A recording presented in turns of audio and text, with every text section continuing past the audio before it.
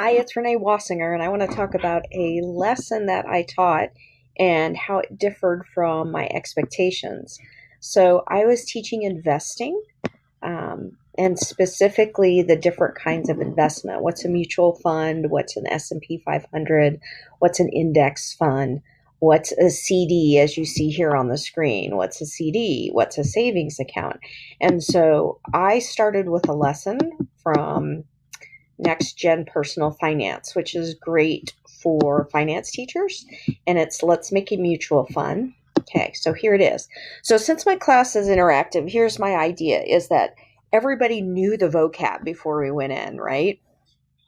That everybody participated fully, and by the time we did the game at the end of the lesson that they could make investing decisions. Now that's my dream and my wish. So reality is that they really do struggle with vocab. It's boring. They don't want to do it. So I implemented a new strategy with the vocab, which I will show you with this Let's Make a Mutual Fund. So these are different stocks. They actually make up the Dow Jones. I have more kids than, of course, I have stocks. So here's Travelers Insurance. It had a decrease of 12%, you can see. And then here's Pfizer. That had an increase of 14%. So what I did was gave them each a ticket and told them they were a stock. And we talked about increase and decrease. And I used a technique called takeoff and touchdown. So I asked, what's the name of your stock? And I had them all yell it out at once.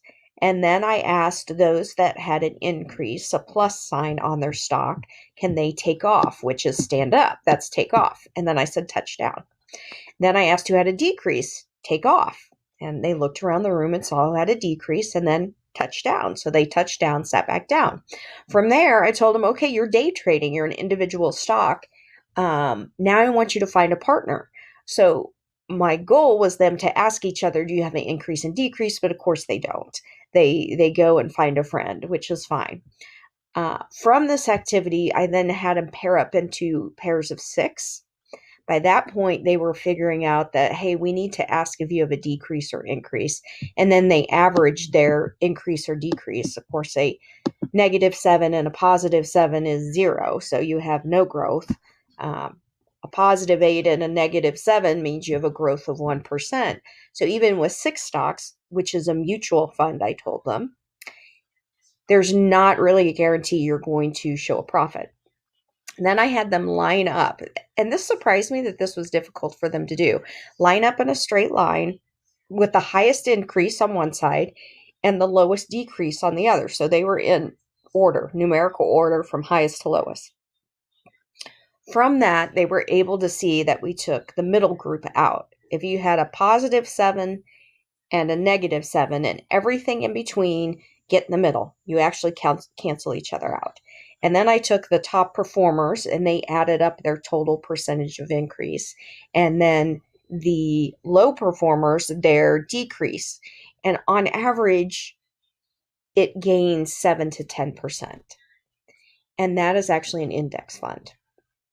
So they were able to see that if they have a passively managed index fund, right? They're not day trading.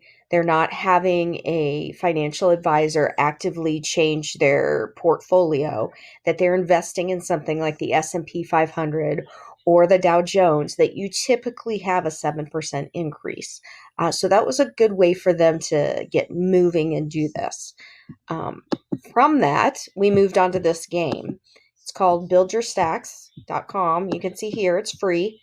Next Gen Personal Finance, and you actually make 20 decisions, actually 40 investment decisions in 20 years. And you can see I have 21,000 in pocket cash. That's no bueno. So I have to decide what I'm going to do with it. I'm going to get this finished. So they have to decide where they're going to invest it. A savings account with a 2%, CDs. See the APY changes depending on, there's the APY, depending on what. So I would earn 7%, not so good. And here's an index fund, which is actually going to earn me the most, about 10%. I could invest in individual stocks, right? Or government bonds. And as you can see, the APY on this is pretty low. Actually, it's higher than most. Like, it's not as accurate as I like it, but it's reflective of this. It's actually better at this point. Uh-oh, I had to buy clothes. Now I got to pay for it with pocket cash. This is a better APY right now than a CD, so this would be a better investment, but still, this is the best investment. Okay, so they played this game. By the end of this game, they had a better understanding of investments, but the key takeaway was that you cannot, unless you have a degree in financial management and you become a financial advisor, you cannot manage a portfolio like this. That you need to have somebody make decisions based on what your investment portfolio should look like, and that needs to be diversified, a mix of items.